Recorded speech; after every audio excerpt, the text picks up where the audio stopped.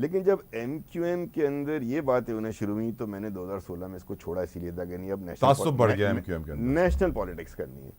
PSP का अगर आप शुरू का देखें तो it was about national politics, so much so कि हम पाकिस्तान के झंडे लेके चल रहे थे, कौम की बात करते थे, वफा परस्ती की बात करते थे, और पाकिस्तानी झंडे आप हमारे जलसों में पार्टी का झंडा नहीं देखते थे। लेकिन जब वो by the time towards the election वही हुआ कि डाइग्रेशन होने लगा और पीएसपी जो थी वो एक एमकेएम की शक्ल बन गई। तो फिर हमने इलेक्शन के बाद, कोई इलेक्शन हुए थे गालिबन जुलाई में, इन दिसंबर आई सेट विद देम, अनीस भाई से कहा कि मैं कर नहीं सकता ना, ये आप फिर वापस अपने आप को लेके जा रहे हैं महाजिर सासी की तरफ, मुशावरत की कमी है।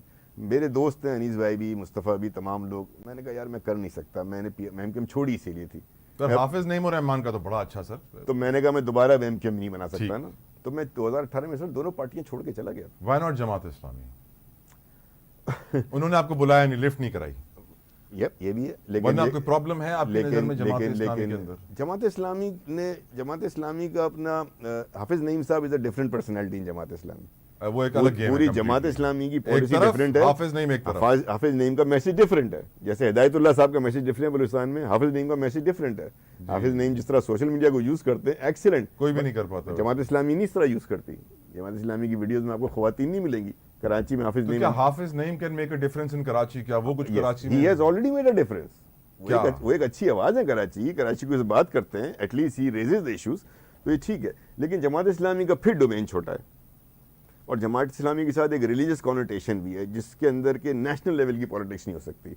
नो ऑफेंस टू देम, मैं हाफिज नईम साहब का दोस्त भी हूँ, फ्रेंड भी हूँ, रेगुलर हमारी बात होती है, तो आई लाइक हिम कि वो रेस अच्छे तरीके से करते हैं। He is a very vocal voice of Karachi, good for Karachi, होने चाहिए ऐसे लोग। तो ये वजह है कि नहीं कि पीपल्स पार्टी, मैंने आपको बताया कि इसलिए ज्वाइन की मैंने।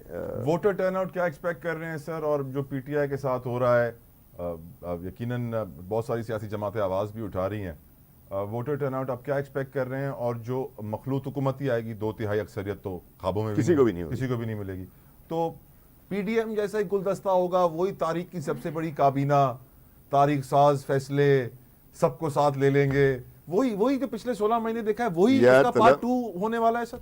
यार तलब, मैं समझता हूँ कि उसके पार्ट 2 में कम से कम 2 बड़ी पार्टियों को एक साथ नहीं बैठना चाहिए, पीपल्स पार्टी और पीएमएलएन। हाँ सर वो पीपल्स पार्टी ऑलरेडी खुर्शीद शाह साहब भी कह चुके हैं और भी लोग कह चुके हैं कि हाँ अब जीत जाएंगे तो फैसला कर लेंगे, चांसेस मेरे ख्याल में इन दोनों को एक साथ इसलिए नहीं बैठना चाहिए कि it's not good for democracy. ये दोनों बड़ी पार्टियां हैं, देखिए पीटीआई ठीक है बड़ी पार्टी है, लेकिन अभी है नहीं ना, तो इसलिए हम उसका जिक्र नहीं कर रहे। अगर ये 2 पार्टियां अलग-अलग कोalition बनाती हैं जी हाँ, तो कम से कम एक बड़ी पार्टी अपोजिशन में बैठेगी।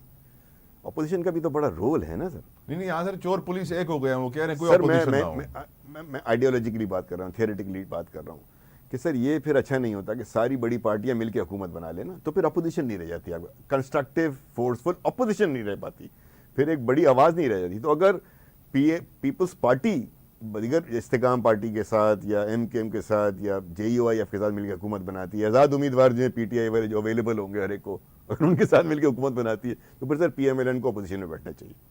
ये मेरा कमेंट है, पार्टी का व्यू नहीं है। इसी तरह अगर पीएमएलएन सबके साथ मिलकर बनाती है, sir Peoples Party should opt to sit in the opposition and concentrate in Sindh and Balochistan, क्योंकि ये अपोजिशन हमें असेंबली में चाहिए to have some notion of democracy and constitutional challenge in the assembly.